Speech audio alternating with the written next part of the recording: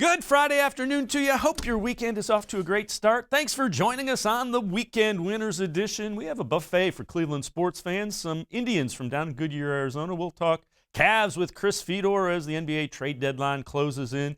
But we're going to talk plenty of Browns as they get set to rebuild the roster. Andrew Berry and Kevin Stefanski both talked to the media for the first time since the end of the season this week. Andrew Berry admitted that the Browns have a number of guys whose contracts expired that they would like to keep, but that's just not realistic.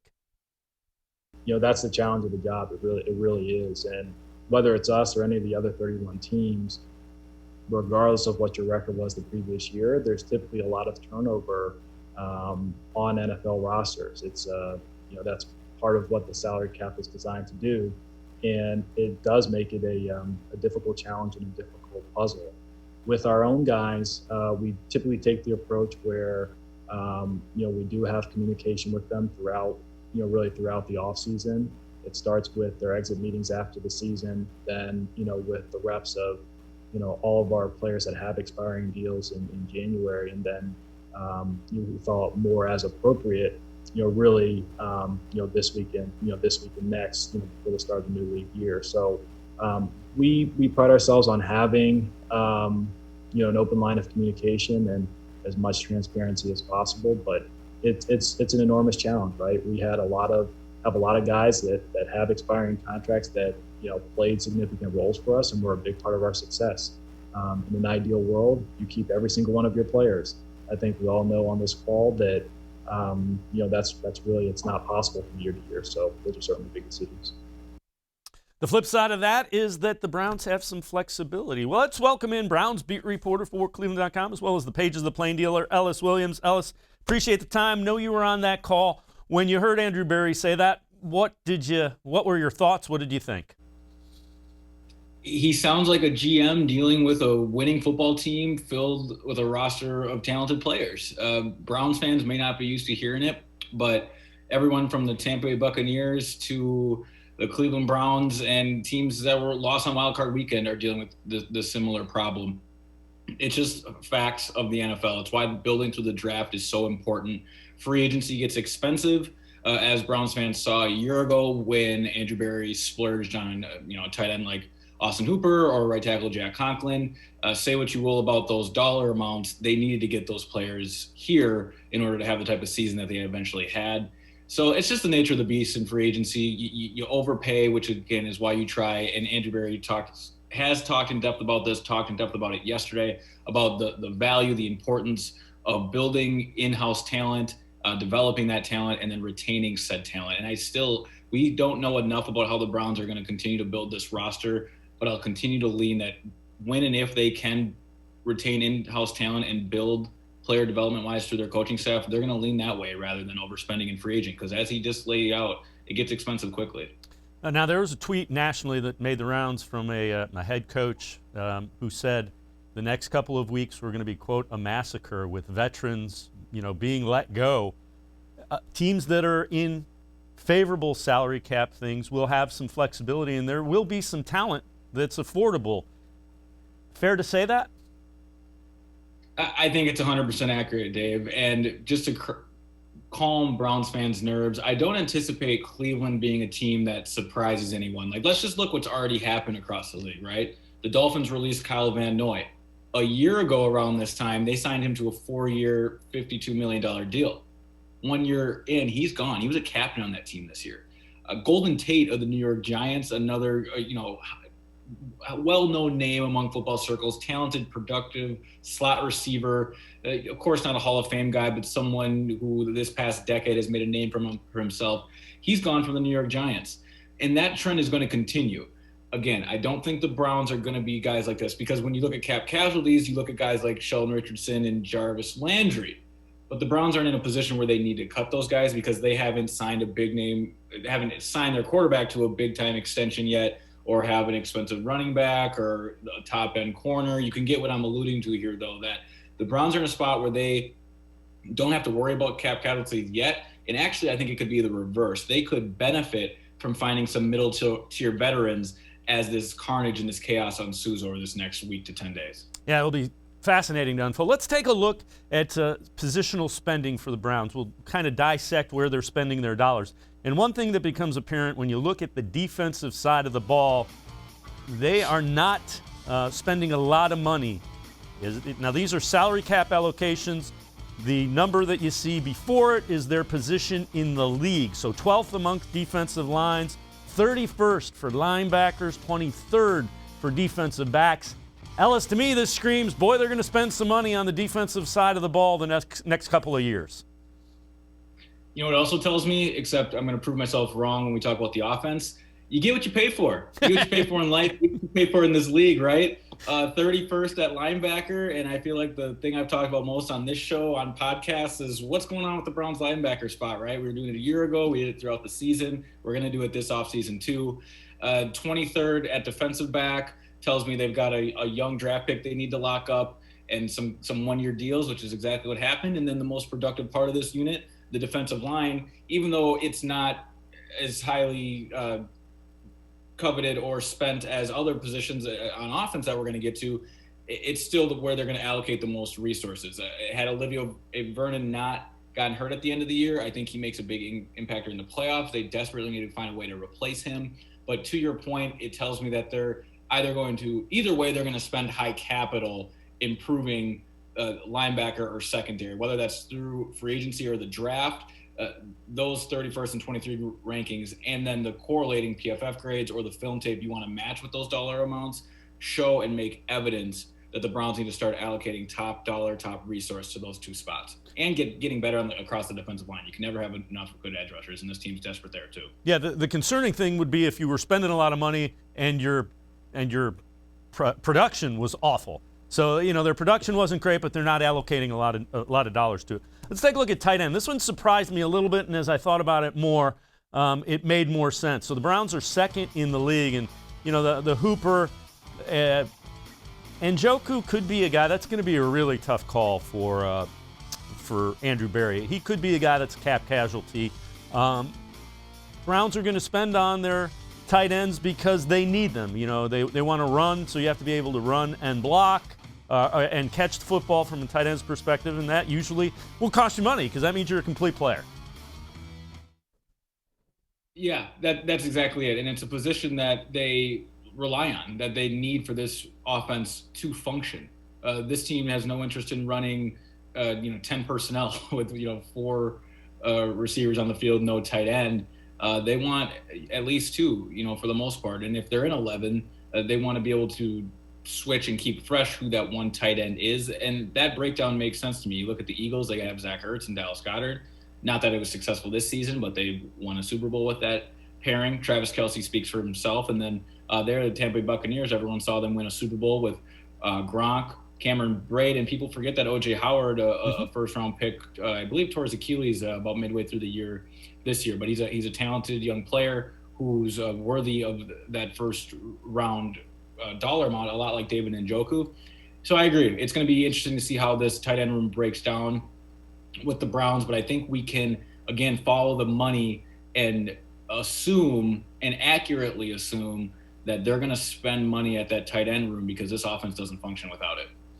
So I think that's going to be one of his toughest decisions is, do you go ahead and figure out a way to keep David Njoku? Do you move on from him? Now the offensive line, they did spend money, but again, the production from the offensive line was outstanding. And when you look at it, 4th most expensive, and they got their money there. I mean, you look at the numbers, all of those guys graded out outstanding from Pro Football Focus. You used your rookie, the 10th overall pick for rookie left tackle. He was very good. So the $51 million, that's a bargain if you have the best offensive line in football, I think.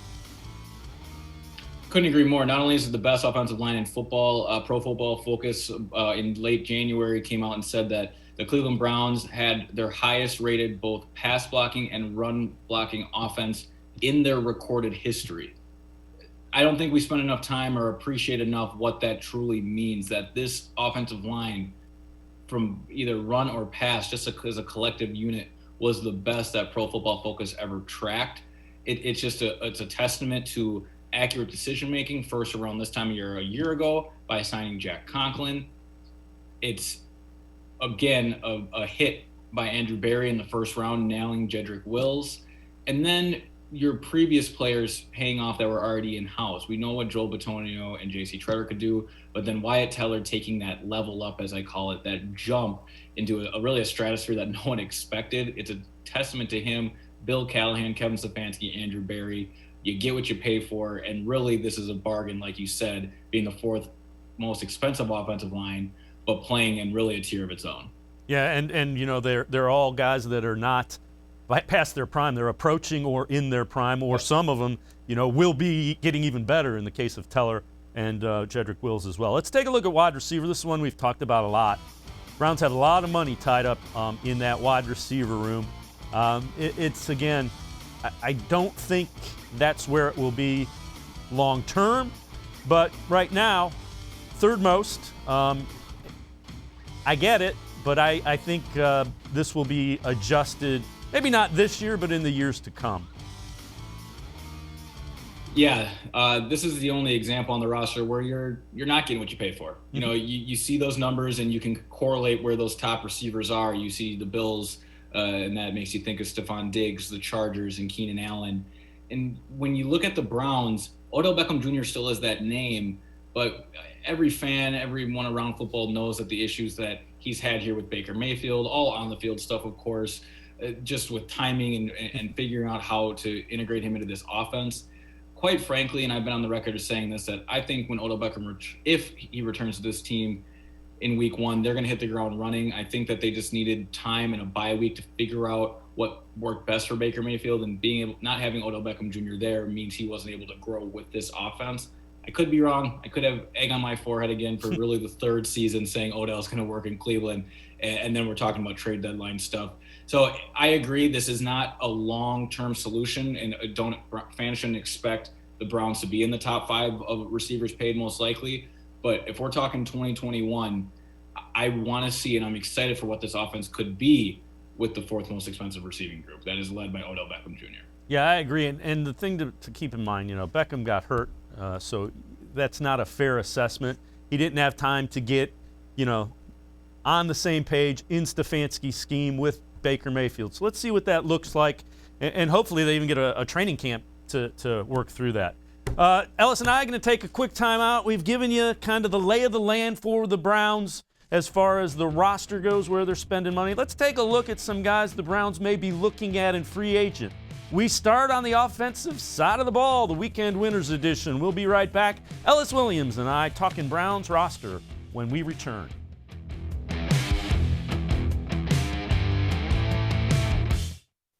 Presque Isle Downs and Casino has sports betting. Use one of our 50 state-of-the-art BetAmerica kiosks to place your bet and watch your favorite games on one of our many HD televisions, or visit our sportsbook area. Only at Presque Isle Downs and Casino. Tri-C is here for you. Now more than ever, you need a post-secondary education. So I encourage you to start your journey here at Tri-C. The majority of fall classes will take place online, but we've added a variety of formats to meet your learning needs, and we've taken many steps to keep you safe on campus. Whether you're ready to get started or your four-year plans have changed, Tri-C is where futures begin.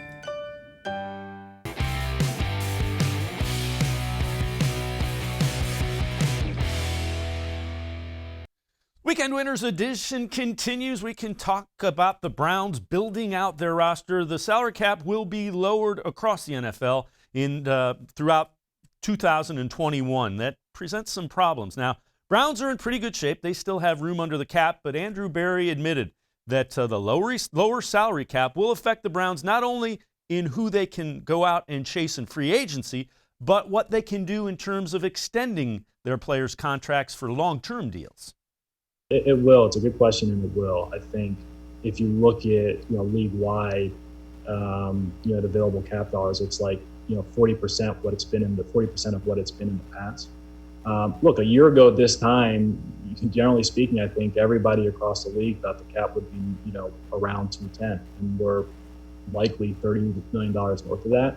That means everybody across the league is going to feel that squeeze, and we're not excluded from feeling that effect. Now, that all being said, I do think that we are in a healthy position where we can adapt and adjust and continue to improve the team and retain core talent. But to suggest that that's going to have zero impact, on us, when it's going to impact really every team in the NFL, I think that would be disingenuous. Andrew Berry talking about the salary cap being around $180 million, significantly lower than they thought it would be a year ago. Let's welcome back in Ellis Williams, beat reporter for the Browns here on cleveland.com, as well as in the Plain Dealer. Ellis, when you hear that, what are some things that the Browns might have done that they might not now be able to do due to the lower salary cap? Dave, I think it already happened. The Browns didn't land J.J. Watt. And had this been a normal year with more money like Andrew just laid out in that soundbite, the Browns maybe would have flirted with that $15, $16 million range and the $23 million that Arizona was able to give JJ.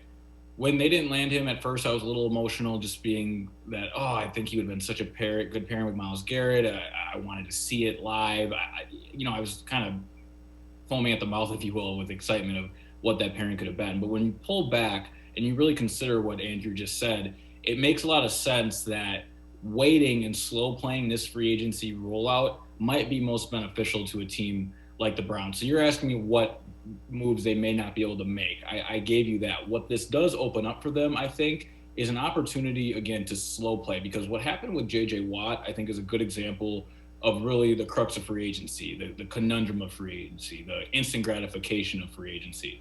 When you're first, you tend to pay the most. When you're first, you tend to also be there with other teams that want to be first with you. Thus, a bidding war starts. And that's how J.J. Watt entered that $15 million club with players like Odell Beckham Jr. And there's really us, and I know I'm naming two guys that listeners are probably like, neither of them deserve that $15 million price tag. And that's exactly my point, that it's a pretty exclusive club when you hit that range. And I normally wouldn't make a big deal out of 3 or 4 million, but the difference between 11 and 12 and 15 and 16, just based on pay scale in this league, I think is ginormous. And because of a suppressed salary cap this year, the Browns are probably wise to stay out of the J.J. Watt stuff.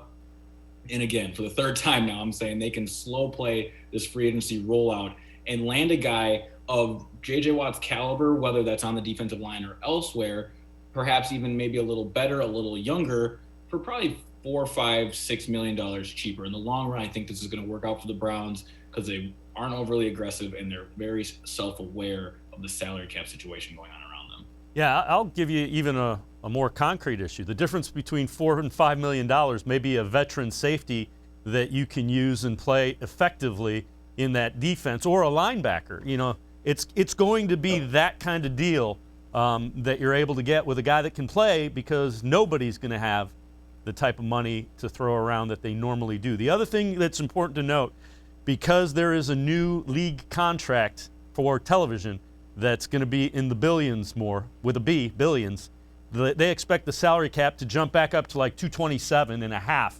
So it's a 1-year dip in the salary cap. And again, the Browns have some money to play with, so they're positioned pretty well. We're going to focus on the offensive side of the ball. Now, a lot has been made by everybody. The big thing that everybody wants the Browns to do is find some speed at the wide receiver position. Kevin Stefanski talked to the media earlier this week, and he admitted that's exactly what the Browns will look for, as long as it fits with what they do. Yeah, I think Andrew and his staff will work through that, Scott, as it relates to free agency and the draft, and make sure that we're, as we bring guys in here, that they fit, the type of mold that we're looking for. Speed's an obvious thing in the wide receiver room. That's, always the number one trait that you're looking for. But ultimately, it's got to be the right fit for us. Let's bring Ellis Williams back in. Ellis, let's take a look. You hear that? Obviously, speed is something that the Browns were lacking. It's not as glaring if Odell Beckham Jr. is there. He does deliver a good dose of speed. But without Odell Beckham Jr., it is a glaring deficiency for the offense. It is. All you got to do is turn on the tape of the Kansas City Chiefs divisional round game, and you see the Chiefs corners and safeties suffocating Browns receivers and tight ends, and it looked like no one could get open. And to me, that all that signals is that this team was slow on the perimeter. And I think we should work on changing speed and flopping it with twitch. What the Browns need are some quick twitch receivers, guys that can win in a phone booth and get open. If you're thinking man coverage in your face, 1 inch of separation, how do you win there? You know, speed makes you think stretch the field vertically. I'm going to run by you. And of course, that is the ultimate goal of football, to run by someone. But because of too high safeties being really the predominant look defenses are giving offenses these days, it's really about winning behind the line of scrimmage, at the line of scrimmage if press coverage is faced, and then intermediate, the 12-yard routes, the 14-yard outs, things of that nature. And that's where the Browns just didn't have guys that could separate when facing more physical coverage. Odell Beckham Jr. is that guy. I think Jarvis Landry still has plenty of twitch left in him, though he can't be the only guy to do that.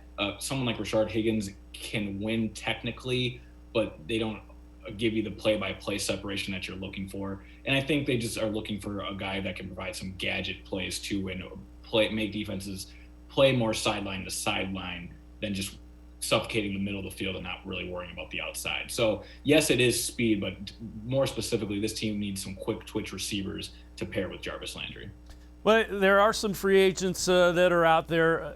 Let's take a look. A guy, who do you like? The free agents, and this is one of the guys I know you like. Tell me what you like about Marvin Jones. Yeah, look, one thing I want to make clear about free agency, and we talked about it in the first segment, is that there's just going to be a lot of names, a lot of carnage, a lot of guys out there. Predicting where and when guys land is going to be near impossible, as it is every year. This year is going to be the most difficult in recent memory. But when we're talking about Marvin Jones, he fits the exact receiver I was just talking about. You don't think of Marvin Jones as someone that's going to run by you with 240 speed, yet he has 9 touchdowns in each of his past 2 seasons. Pro Football Focus rated him out at a 72 overall, 45th best among receivers. That might not sound like all that great, but considering the majority of teams play 11 personnel, meaning 3 receivers on the field, there's 32 teams, very quickly you realize Marvin Jones is a quality number 2 receiver. He would have been the second highest graded receiver on the Browns with that 45th ranking in the 72 overall grade. Marvin Jones is a guy who had 115 targets a year ago, only caught 72 of them. That shows you some issues with Matt Stafford, his playing through injury and his inavailability at times, and just a usage rate that I think there's some inefficiency there that can be exploited. Now, he's only 30 years old, a guy that can separate intermediately, big-bodied guy, 6'2", longer than you see on paper. When you see him on a field, it really stands out, gives you that catch radius that Rashard Higgins offers, but gives you some more athletic ability at receiver than currently on roster, really, aside from Odell Beckham Jr. So I have no idea. I've heard nothing that these two could be tied together. I want to make that very clear. But I'm just saying, as a guy who could fit here, I think Marvin Jones deserves some looks from this Browns front office. And you can add it to an interesting list of receivers that could come in here in free agency, and a combination of guys in the draft too. That it's all in that build, that 6'2" build, about 205, 195, and again, we're looking for that quick twitch. Can you get open versus man coverage? Because that's exactly what this team has been missing. Yeah, that's Marvin Jones Jr. is a guy Pro Football Focus has kind of flipped between him signing with the Browns as a projected landing spot or the Colts. So those are the two that, and that may drive the price up further than the Browns want to go with it, because there will be somebody for him. Now, there's another offensive guy, receiver type that you like as well, tight end. Tell me what you like about Kyle Rudolph. Yeah, Kyle Rudolph here. He'd be a much different landing than Marvin Jones. If Marvin Jones joined the Browns, I'd expect an impact, right? You expect him to be the number 2B type receiver for this team and really give them a 3 wide that you would impress with. Kyle Rudolph could fill a void here that could become open depending on what happens with David Njoku. Now, we could go a whole segment on what's going on with Njoku, but the skinny really is he clearly just isn't that happy here in Cleveland. He's a team player and dedicates himself to the field and his locker room when he's out there, and he made the best of this season, making huge strides as a blocker at the point of attack, using that just specimen-like frame and body of his athletic ability to win at the line of scrimmage.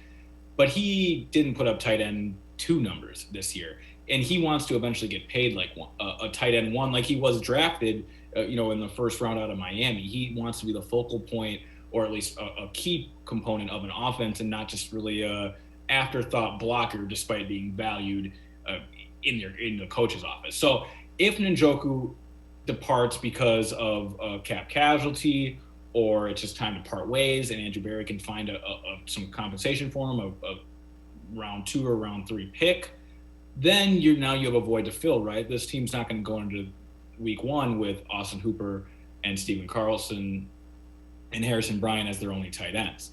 And finding ready-made tight ends who can block like David Njoku in the draft are rare, just because they're younger kids still need to grow into their frame. Harrison Bryant still is built more like a slot receiver than a traditional tight end. I think he'll get there. But my point is, you need some grown man strength there, right? Kyle Rudolph, 32 years old, played his whole career with Kevin Stefanski until Kevin Stefanski came to Cleveland, of course. In 2019, Kyle caught almost 400 receiving yards, 6 touchdowns. He was down a little bit this year, which leads to Minnesota cutting him. He's been on the record and reported by Mary Kay Cabot that he's interested in reuniting with Kevin Stefanski. So I think there's a lot of signs that point to success. I wouldn't expect a renaissance or return to his 20s type season, but Kyle Rudolph can fill that void that David Njoku may leave and be a quality 2 or 3 tight end while already having familiarity with Kevin Stefanski's offense. I'll give you an idea with Njoku in a minute, but before we get there, here's a guy that I want your opinion on, wide receiver, and it's a guy with classic speed. Set the record at the combine for 40 time with a 4.26 or 4.22 40, and it's a guy that has underperformed through the first 4 NFL seasons. John Ross taken in the first round, was injured with a foot injury. He's a guy that has big play ability, and the Browns may be able to get him at a reasonable price. Is that the kind of guy that you think they're potentially looking at?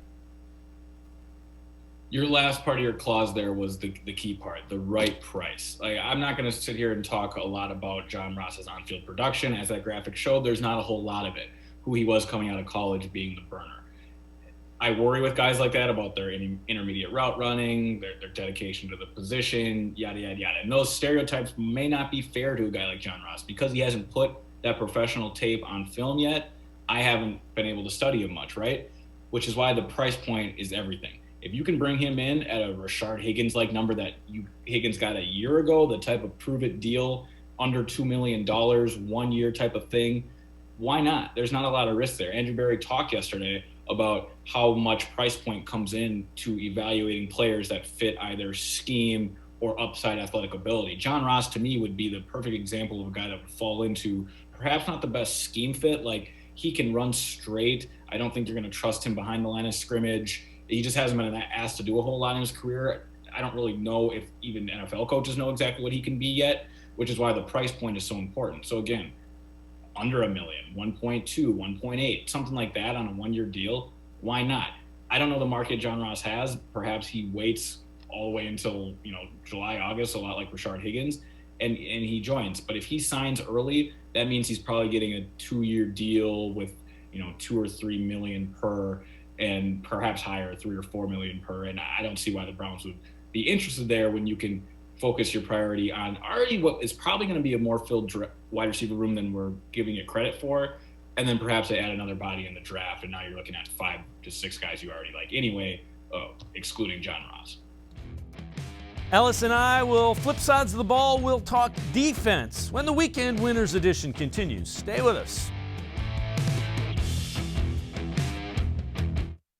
A friend of mine brought up Nature Stone. Our floor was not a nice garage floor. It was cracked and dirty and messy all the time, and now it's just pretty. It's a pretty garage floor. You could tell they really cared about what they were doing. They did an excellent job. There's a room of lovely people here that have been so nice to us and so great, and such great service from the guys who did the floor, and we just really appreciate that. And I highly recommend it.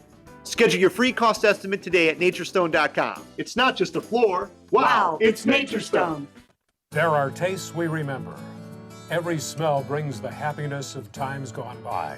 Experience this every time you walk into Gallucci's Italian Foods. Whether you need lunch on the go, a catered party, or that perfect blend of wine, meats, and cheeses, Gallucci's has exactly what you're looking for. Straight from Mama's Kitchen for old world traditions or original experiences. From the tastes you remember to new flavors you'll never forget, Gallucci's is a tasty branch of your family tree. When it comes to selling you a mattress, most retailers are handing you a long line of extra steps that drive up costs and create confusion. At the Original Mattress Factory, we simplify the mattress shopping experience by building mattresses and box springs in our own local factories and selling them direct to you. It's short, sweet, and simply makes sense. So experience more than just a mattress store. Experience an original, the Original Mattress Factory.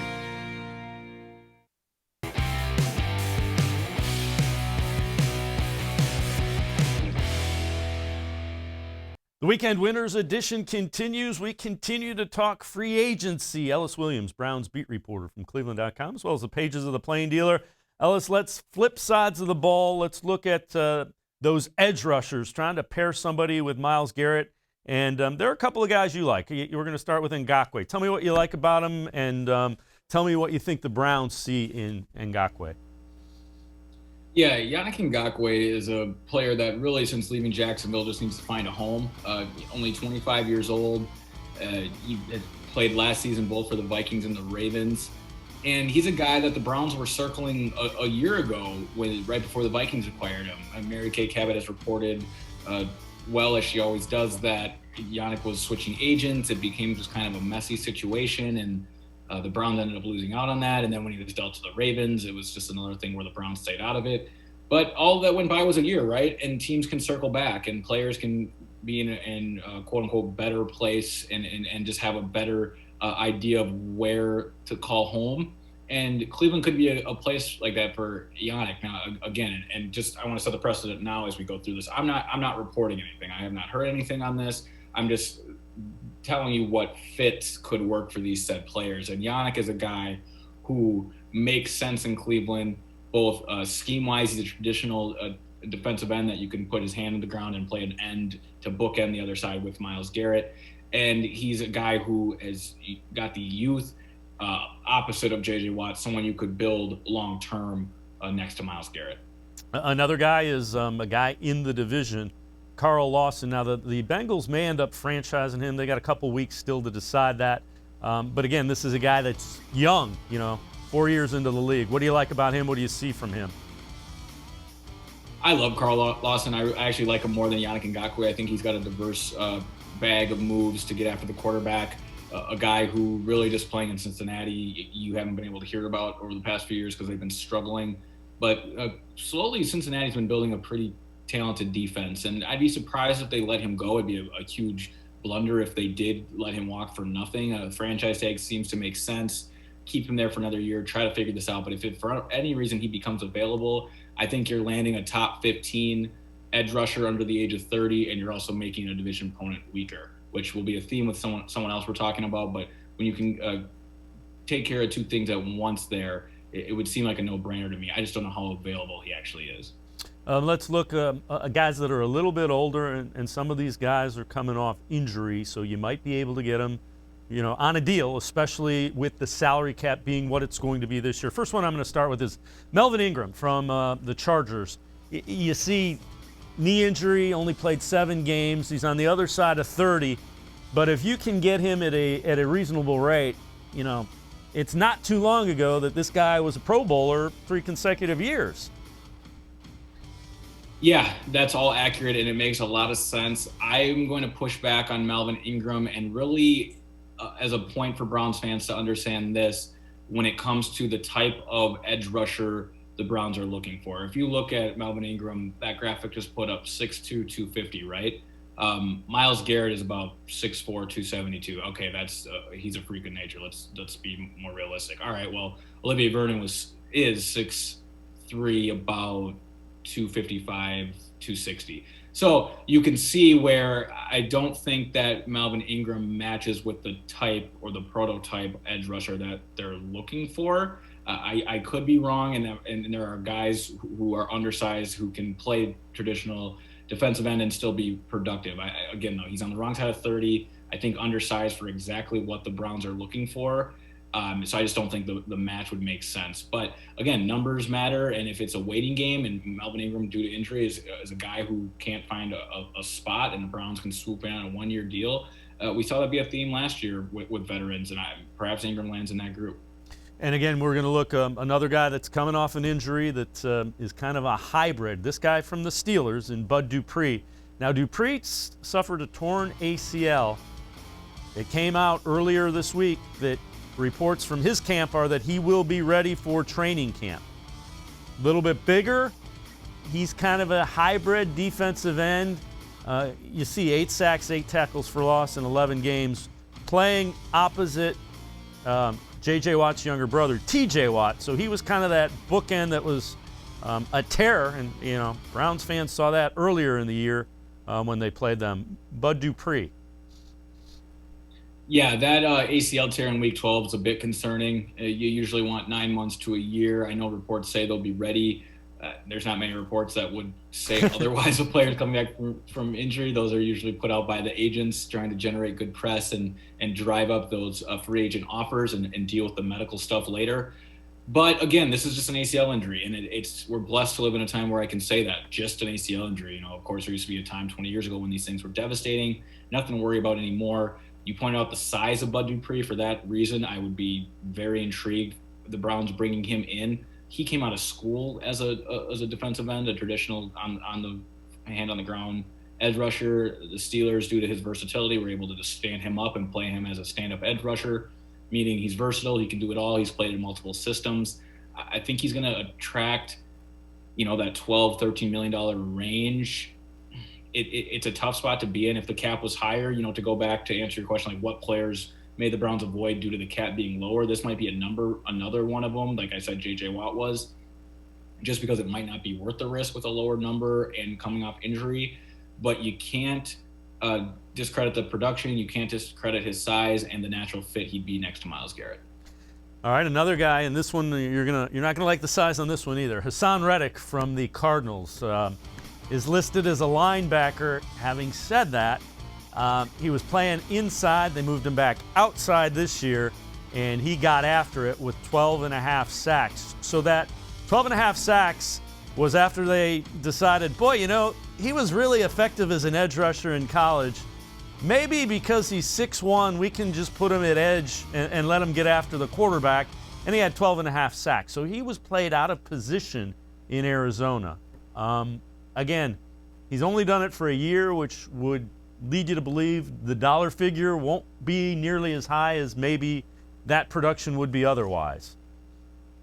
Yeah, and I think it's important to point out that 5 of those sacks came against the New York Giants, which, still credit to him. You got to get the sacks, right? But something happened there where he got like half of his year production in one game. So you tell me that he's playing out of position. What I'm decoding from all that information is simply you're looking at a really athletic, talented defensive player who, quote, really doesn't have a position, doesn't have a home. He would need a system, a creative defensive coach to really unlock him and put him in right spots. Not saying Joe Woods isn't capable, but I just don't think it's a problem that the Browns would be interested in bringing in when they have bigger issues and bigger fish to fry, quite frankly. All right, we're going to move to defensive backs, and this is one that you like, Hilton from the Steelers, and this is kind of the Swiss Army knife. They blitz him a lot. He comes up in run support. He's decent in coverage. You see the interception. I mean, this guy does a little bit of everything from the cornerback position. Yeah, so a disclaimer on the cornerback position here in the free agent market. The Athletic put out a story, and you probably can find one in different areas, of just listing and by tier the top free agent defensive backs. It started with tier 1 and went all the way down to tier 5, and then it just had like a list of others. And I kid you not, there was probably over 100 defensive backs on this list, both a sign of the times, a sign of the uncertainty that we're living through, and then just a clear indication of a rich, hidden middle class of defensive back that lives within this free agent class. I didn't get to tier 4 till I saw Mike Hilton, and that was prior to suggesting him to talk about on this show, meaning that I think there's just guys that are going to be available in this DB class that you can get on the cheap, because I can't tell you the difference between a guy like Mike Hilton, who was a tier 4 guy, and then someone in the middle of tier 3 that I saw. The PFF checks out with Hilton. The tape checks out with Hilton. Like you said, he's a physical, scrappy guy. They like to send him off the edge. He was primarily in the slot. He can play a little bit outside. Actually, it's kind of funny. Mike Hilton was right next to Kevin Johnson on this cornerback list. So it really tells you that it's really just a collection of corners, and they don't know how they sort out, which tells me exactly this, that the front office, who has the best professional scouts, not college scouts, I'm saying professional scouts, guys that scout the rest of the league and trust their eyes and trust their intel, are going to find some gems. I think Mike Hilton is one of those gems. And with how intelligent this front office is, I'm not saying there's a correlation or a guarantee by any means that Hilton ends up here, but they're going to highlight guys like Hilton and have an opportunity to bring them to Cleveland on a cheap deal and exploit a market that is just overflowed with DBs right now. All right, next guy you like is Troy Hill. What do you like about him? What are your thoughts with Troy Hill?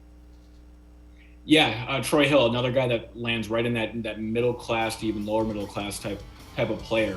He really had his breakout year this year, which means I like a guy, a veteran who's been through it, been through the ringer, knows his place in this league. He peaked with a really smart defensive coordinator in Brandon Staley, who's now the head coach of the Los Angeles Chargers. So there's two sides of that coin, right? Like, did Brandon Staley get the best out of Hill and his best football's behind him? Or did he teach Hill some things that Hill can now bring to another franchise and be a above level pro for the next 2 or 3 years? That remains to be seen, but this is the type of player that I could see coming in for $1 or $2 million on a 1-year deal and solve a lot of problems for the Browns. And if you notice a theme here, I'm not suggesting big splashes. I mean, I'm suggesting small moves that can plug up holes as you continue to build through the draft, because I think, again, that is where this front office is going to lean. But as we continue to go through these DBs, it's that middle class that really attracts me. Okay, I'll be the one that does the big splash. What do you think about Richard? What do you think about Richard Sherman? That's a guy that's done it for a while, has some swagger, and again, I think he's a really intelligent guy, the kind of guy you want to teach your young corners. You see the history there, 32 years old. Granted, wrong side of 30. I would seriously consider him on a short-term deal at decent money. Yeah, it's all about the number. It's all about the number with Richard Sherman. And the thing with Sherm is that the familiarity with Joe Woods helps a ton. The Browns need to be able to ensure that they can get to the quarterback if they're going to bring in a corner like Richard Sherman, because, God forbid he gets this soundbite for whatever reason. I don't need him coming after me on Twitter or in any other form. But he just is not the man coverage corner that he once was. It was never his strength, quite frankly, even though he's a Hall of Fame guy. He thrives in zone coverage, and he thrives, like most defensive backs, when they have to cover for less, right? And at the later parts of his career, 32, creeping 33, the Browns need to be dang sure that they have a pass rush close to what the 49ers had if they're going to bring in Richard Sherman. I like the fit. I like the tutelage aspect of pairing him with Denzel Ward. The number concerns me, and the responsibility that Sherman can handle without having an elite pass rush also concerns me. But if the number's right, it makes a lot of sense. All right, before we go, I'm going to throw, I said, remember David Njoku. I'm going to throw one at you, a little out of the box. So the Saints cut both of their tight ends, salary cap casualties, Hill and oh, good Lord. Cook, Jared Cook and Josh Hill, both cut. David Njoku, plus a second or a third to the Saints for Marshawn Lattimore, because they are in salary cap nightmare. They're in salary cap jail. They need to do something. Would you do that? What other than Njoku would you be willing to pair to the Saints to get Marshawn Lattimore? Listen, Dave, the Browns might be fast-tracking an advisor role for you in Berea with that type of quick thinking, right? You said that when we were off the air, and I really like it. It makes a lot of sense. Again, we're just spitballing here. We're having some fun. But it is clear that David Njoku wants out. Sean Payton is clearly a guy that thinks he can get the best out of upside, and quite frankly has proven that time and time again, whether it's a guy like Alvin Kamara, who was a Alabama Crimson Tide recruit before leaving for lesser-known college football days and then shining once again in New Orleans.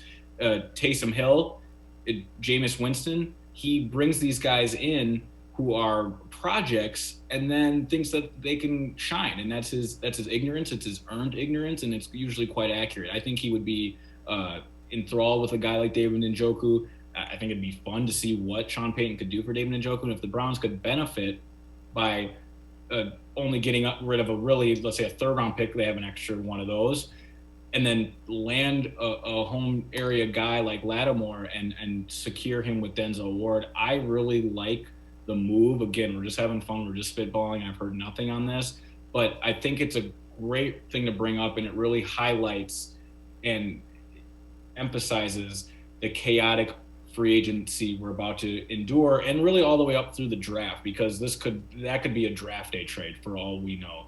And these are all things that fans really need to consider. This is a new day in the NFL. It's not quite the NBA with all the movement, but it's creeping towards that. And this offseason is just going to be the first in many to come. And it could start with a move like that. Both teams benefiting and taking care of a side of the ball that they need to address. And the other thing of it is Andrew Berry more than willing to trade. Probably one of the GMs in football that is more willing to trade than most. Yeah, and it's a middle-class move, right? Like, we saw him get aggressive and go get Ronnie Harrison. He's not as scared to address that type of thing. And I realize Lattimore is more of a bigger name, but again, it's not the type of piece that secures a Super Bowl or, Matthew Stafford type trade. We're not talking about getting rid of Baker Mayfield and bringing in Deshaun Watson. This is that middle to upper middle-class move that slowly but surely builds you from a division contender, playoff team to, all right, we're in that conversation to win the Super Bowl. And you pair those 2 or 3 of those moves, that's the type of stratosphere the Browns are in now, and to me, why it makes a lot of sense. Ellis Williams, as always, appreciate the time and the insight. You can read Ellis in the pages of the Plain Dealer as well as here on cleveland.com. Ellis, great stuff as always. Appreciate the time. Thanks.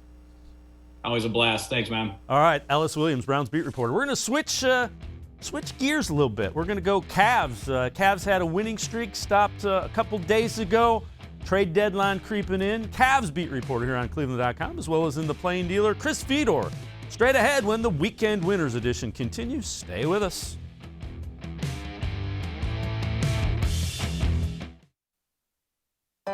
We're living in uncertain times, but you don't have to put your future on hold. At Tri-C, you can move ahead while staying safe and saving money. The majority of fall classes will take place online, but we've added a variety of formats to meet your learning needs, and we've taken many steps to keep you safe on campus. Whether you're ready to get started or your four-year plans have changed, check out Tri-C's programs and resources, because Tri-C is where futures begin. It takes attention to detail. With your local Bryant dealer, you're getting more than just a technician. You're getting someone who pays attention to your needs and the little things that make a big difference. It takes a dealer you can rely on. And to keep your family warm this winter, here, let me show you how this works. It takes Bryant. Bryant. Whatever it takes. And to keep your family comfortable, it takes Smiley One Heating and Cooling. Find them at smiley1.com.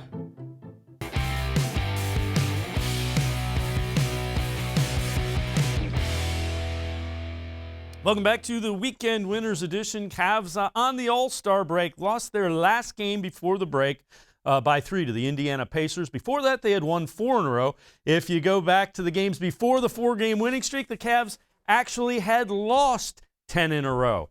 So kind of a team streak thing going on here. Let's welcome in Chris Fedor, Cavs beat reporter here on cleveland.com, as well as in the pages of the Plain Dealer. Chris, you've seen this team quite a bit. You follow them, you cover them daily. What was the difference between that 10 games that were not so good and the 4 or 5 right before the break that were significantly better?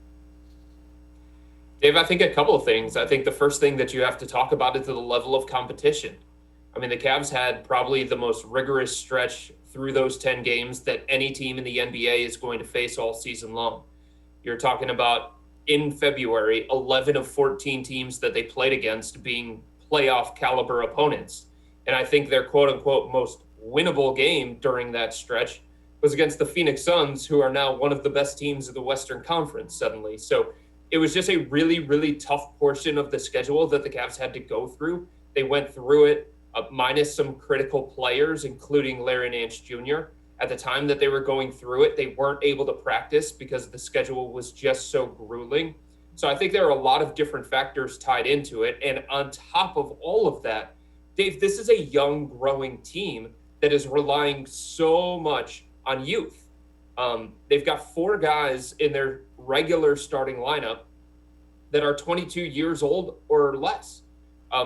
It's going to be really, really difficult to consistently play quality basketball and consistently win games when you're relying on that much youth, because youth leads to inexperience, youth leads to mistakes. It doesn't often lead to consistent winning in the NBA. So I think when you combine all of those different factors, the biggest one to me being just how brutal that schedule was, and those teams being way out of the Cavs league from a talent perspective, I think that's what you saw during that 10-game losing streak. But credit to them, they found a way to pull themselves out of it, and they finished the first half of the season on a high note. When you look at Colin Sexton, did not get selected to play in the Rising Stars game All-Star Weekend coming up. How big of a snub is that in your mind? I mean, I don't think it was a snub that he was not named an All-Star. I don't think it was a snub necessarily that, Isaac Okoro didn't get in the Rising Stars. Darius Garland, to me, is the one that stands out a little bit here, because even though he has had some stumbles in his second year, you have seen the growth from him. And some of the other players that got in on Team USA for Team USA versus the World and the Rising Stars, I mean, Tyler Hero has been about the same player as Darius Garland this year. James Wiseman's been bad. He can't stay out of foul trouble. He's been injured. That, to me, was more about his reputation coming into the NBA. So I think Darius Garland, of all the quote-unquote snubs that you want to talk about for All-Star or Rising Stars, I think Darius Garland probably has the biggest case of any of them. Look, when it comes to Colin Sexton getting in the All-Star game, Dave, it was just a loaded field. I mean, Trae Young didn't even get in the All-Star game, and he was a starter in the game last year. So when you look at the season that Jaylen Brown has had for the Boston Celtics and Zach LaVine for the Chicago Bulls, and you start to do the numbers game related to Colin getting in the All-Star game, it just wasn't favorable for him. There weren't any guys. If you're talking about putting somebody in, that means you have to take somebody off. And there just wasn't anyone that you could honestly say, well, I'm going to take that player off to put Colin in, even though at times this year he has absolutely played like an all-star. Fair enough. Let's shift our focus a little bit. Look at the trade deadline. Coming up in 3 weeks, March 25th is the trade deadline. Now there's some, we know Andre Drummond is definitely going to be a guy that's moved. We're starting to hear other names like Cedi Osman, potentially Taurean Prince, and then JaVale McGee. Which of those guys do you think has the most value? What do you think the Cavs could potentially get in return? And do you think one of those guys potentially will be moved?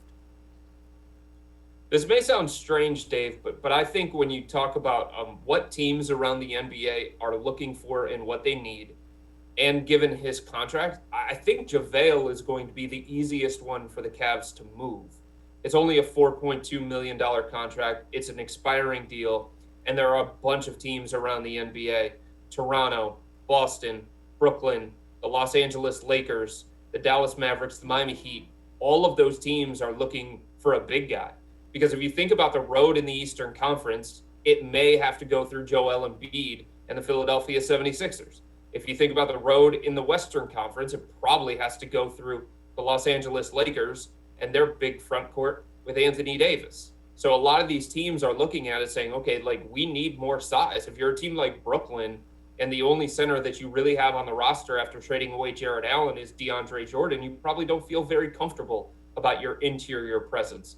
So I think that makes JaVale McGee a little bit more valuable than people realize. Aside from that, I mean, Cedi Osman has some value because his contract is very team-friendly, because he got off to a good start at the beginning of the season, and he's still really young, so a team could look at him saying, all right, well, if we bring him into our situation, into our system, maybe there's more that we can pull out of him.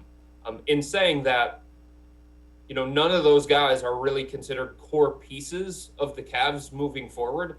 And that's why you're going to continue to hear their name as opposed to, Larry Nance Jr., Darius Garland, Isaac Okoro, Colin Sexton, Jared Allen, the guys that the Cavs have identified as core pieces. They have shown over the last couple of years, Dave, that they are willing to be aggressive in trades, but they have yet to break up any parts of their core. And that's something that I think people have to consider going into the trade deadline. When you look at those pieces, is it a young player that you get in return that maybe you like, that you think fits what you're doing better? Is it a second-round pick? I would find it hard to believe you'd get a first-round pick for what you're talking about. Yeah, I mean, I think it's either a second-round pick or multiple second-round picks, depending on the protections attached to them, or it's a young ascending player that's not getting an opportunity where they are, and maybe the Cavs feel like there's something that they can pull out of there. I think if you're talking about any kind of deal for any of those kinds of guys, that's the kind of return that you could expect. In some ways, I think it may be similar to what the Cavs did with the Utah Jazz. If you remember, they got Dante Exum. They looked at him as a reclamation project. They also looked at him as a potential expiring contract. Like, those are the kinds of deals that the Cavs would have to consider. And when it comes to Andre Drummond, look, Dave, the Cavs believe that they're going to be able to trade him. People around the NBA do not believe that the Cavs are going to be able to trade him. People around the league believe that the Cavs are going to have to buy him out at some point after the trade deadline, because his number is so high to reach in a potential trade, and because he's a tough fit. I think we saw that throughout the course of the first half of this season. He's a big man who wants to play out on the perimeter at times. He's a big man who doesn't set screens very well. He's a big man that wants his post-up touches, and he wants to do face-ups and things along those lines. So any team that tries to acquire Andre has to understand that they only have 2 months to try and figure it out with him on the fly. And he's a very, very difficult fit because of the style that he wants to play. And I think that ties into it as well. The Cavs have no delusions of getting like a huge package for Andre Drummond.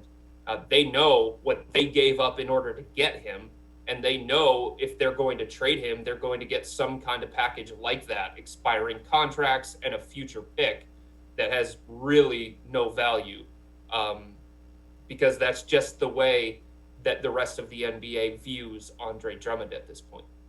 Chris Fedor, Cavs beat reporter here on cleveland.com, as well as in the pages of the Plain Dealer. As always, appreciate the time and the insight. Thanks very much, Chris. You got it, bud. All right, Chris Fedor. We're going to step aside, take a quick time out. We warm things up. We head down to Arizona. Spring training with the Indians straight ahead on the Weekend Winners Edition. Stay with us.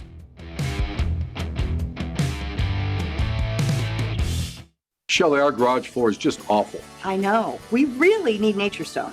Cracks, uneven concrete, it's slippery. I keep telling you, we need Nature Stone. Coach, only Nature Stone solves all those problems. That's why it comes with Russell's Promise, our true unconditional warranty. And Nature Stone is absolutely beautiful and so easy to clean. Schedule today at naturestone.com and get up to half your garage floor free. Hurry, offer ends soon. Herb, Nature Stone fixed every problem in our garage. I told you. It's not just a floor. Wow, it's Nature Stone.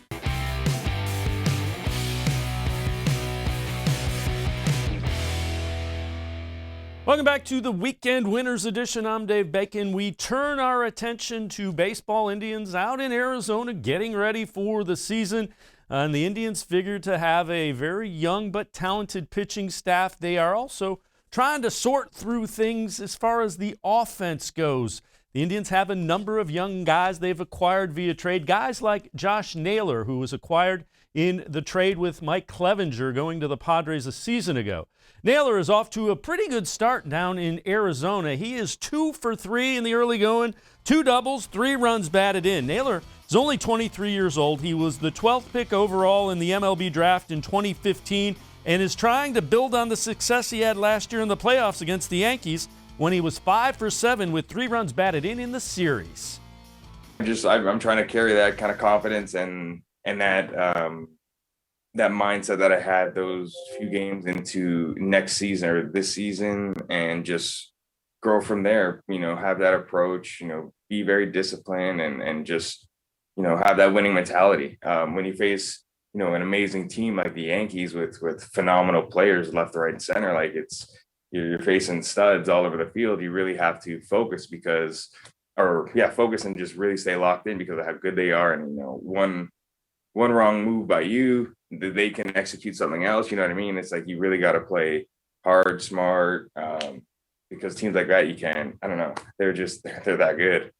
I'm blessed to be out there whenever I am, and I'm thankful. And whenever I'm out there, whether it's first base, right field, outfield, I'm going to give it my all. I'm going to play hard. I'm just going to try to, help the team win the game. So for me, I want to play. It don't really matter where. I just want to kind of be involved in the game and help the team in any way I can. Again, Josh Naylor will be playing some outfield, some first base, some DH. If he can hit the ball the way the Indians think he can, it will go a long way towards helping the offense this year for the Cleveland Indians. That'll do it on this edition of the Weekend Winners Edition. We'll see you again next week. Stay safe, everybody. Have a great weekend.